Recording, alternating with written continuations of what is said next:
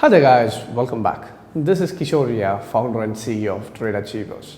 So in this video, what we are going to discuss about is about the Forex scams. So in my last video, I just talked about whether the Forex market is legal or illegal in India.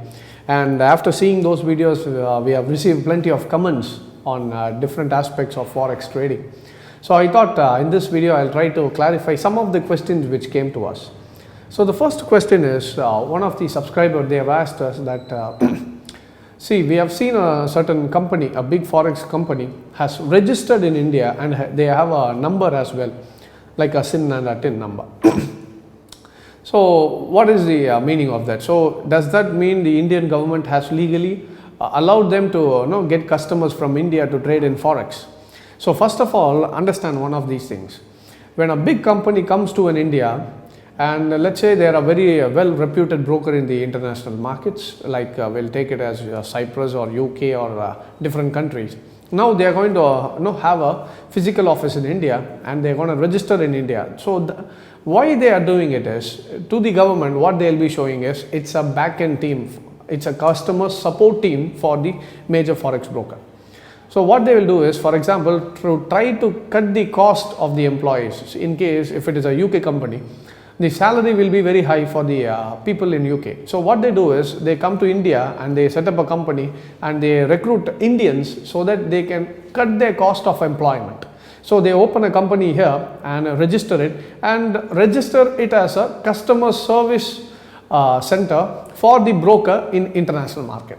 Now do you understand? So in no wise the government has given a regulations to them to take customers from India for Forex trading. Now this company which is registered in India by the big Forex broker is just for the customer support team or any kind of a different things. It can be an ad agency, it can be a customer support team, it can be a telecalling department, it can be a document verification department. So in different ways, all right. So it doesn't give them any kind of proof that they can take clients from India to trade in Forex. So the company which has registered in India is legal to do customer service, but it is not legal to take clients from India to trade in Forex broking. So that answers your first question. And the next question what has come is, so we have seen so many ads which is coming in Facebook, Twitter, Instagram and different social media sites about Forex market. Why has the government not taken any decisions about it and why has the government not banned them? See, this is also a next thing. See, they are giving their ads. So it's not that the government leaves them. See, any company can give any kind of an ad. But the thing is, it is for the RBI to catch hold of the banks and the citizens who are trying to transfer, not the ad agencies. That is why we have seen in the circular as well, the RBI has clearly stated that many are trying to promote foreign exchange trading through social media platforms. So they scrutinized the bank and they said, please do watch the transactions going for Forex broking. So the RBI is trying to scrutinize the banks and the people, not the ad agencies. And even if the ads are there, one day if they are getting caught, if one day it comes under the RBI surveillance or some kind of SEBI surveillance or different companies doing all these ad agencies, they may, they cannot go and confiscate the company, no. What they will try to do is, they will try to stop the ad agency or the ID by which they are promoting.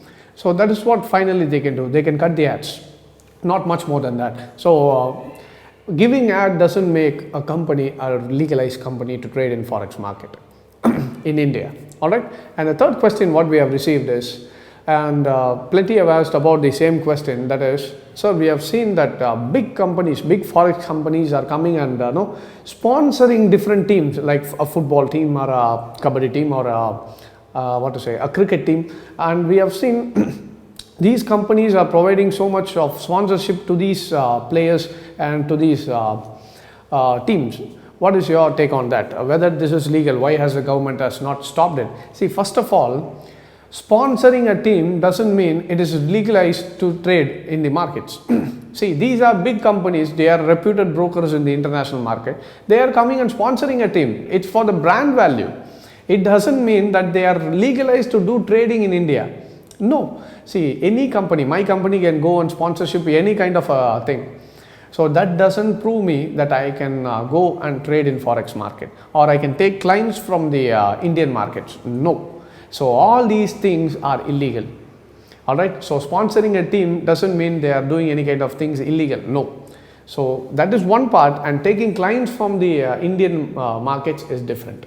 So any company can sponsor, companies can give their ads, any company can come and register their office in India. That doesn't give them a right to take clients from India for foreign exchange broking. So that is the answer to all those questions. All right. So I hope this video would have given you an answer about it, and thank you very much for joining. Take care.